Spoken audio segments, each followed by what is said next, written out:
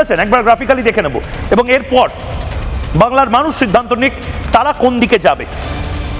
দুয়ারে চিকিৎসা মমতা বন্দ্যোপাধ্যায় এবার শুরু করেছেন। কেন শুরু করলেন? অভিষেক বন্দ্যোপাধ্যায় চোখে আঙুল দিয়ে দেখিয়ে দিল যে বাংলার স্বাস্থ্য ব্যবস্থা ভেঙে পড়েছে। দুয়ারে চিকিৎসার প্রয়োজনীয়তাটা কোথায়? যেখানে এত জমি আছে, এত হাসপাতাল রয়েছে, কেন সেখানে ডাক্তার নেই? পাকা বাড়ির প্রতিশ্রুতি 15 বছর পরে বলছেন পাকা বাড়ি বানাতে হবে। তাহলে প্রধানমন্ত্রী নরেন্দ্র মোদী যে এই 2 লাখ 4 লাখ পাকা বাড়িগুলো দিল, স্যাংশন হলো বাংলার বাড়ি বলে, যেগুলোকে আপনি নিজে স্টিকার দিয়ে চালু করে দিলেন, সে বাড়িগুলোর কি হলো? জীবিকাহীন যুবকদের ভাতা, আবার কি ভাতা দেবেন? মানে আপনি ধরেই নিয়েছেন বাংলায় যুবকরা বেকার থাকবে।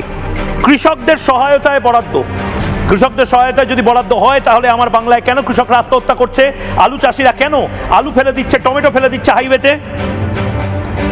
লক্ষ্মীর ভান্ডারে 500 টাকা বৃদ্ধি, বিশাল কাজ করেছেন মমতা বন্দ্যোপাধ্যায়।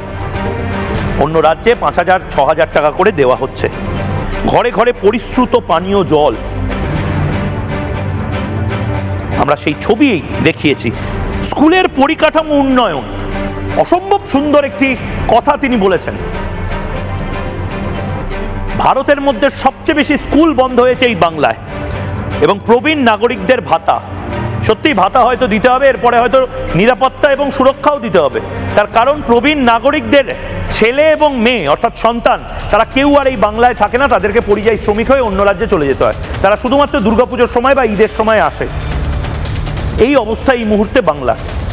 এবং আপনারা ব্যালেন্স খেলতে পারেন, নিরপেক্ষ আপনারা, এবং সে কারণে নিরপেক্ষ থাকার অভিনয় আপনারা করতে পারেন।